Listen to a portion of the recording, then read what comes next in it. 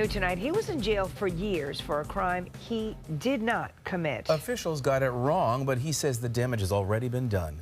Red Team's Patrick Frazier has this special assignment report free, but not clear.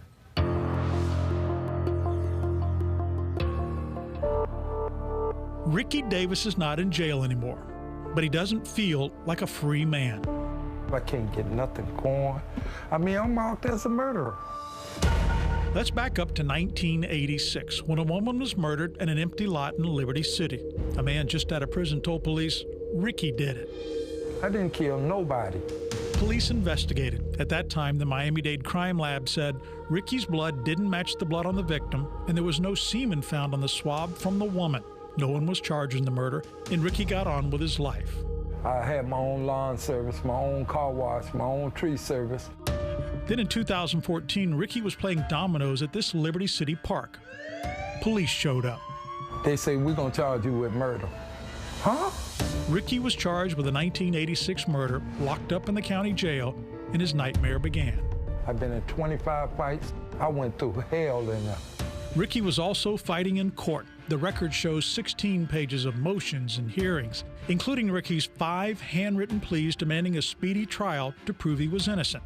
But nothing happened. Every time I reached the courtroom, okay, we're gonna set it for another date. Each time. The days and months rolled by, torture for Rickey as his sister and mother passed away. And they wouldn't even give me a furlough to even go see them. And I kept begging them, please let me see my mama buried. Finally, after 4 years, Rickey says the state offered a deal, plead guilty to murder, and he could go free immediately. No, because I did not kill this person, and I was not going to take nothing. After 2 attorneys left his side, the court appointed a third one. Stephen Lopez, he did his job. We got an influx. Stefan Lopez says as he looked at the case, he saw the state charge Rickey after sending the same sample from the 1986 crime to a private lab in Virginia to be tested for semen. Their findings baffled him. The common sense tells me that the same sample can't produce a different result. Lopez then hired noted DNA expert Kevin Knoppinger, who compared the lab results from '86 to the results from the private lab findings. The original testing did not find semen. The DNA report that was done 26 years later actually had DNA profiles from semen. Those results that they obtained basically were impossible.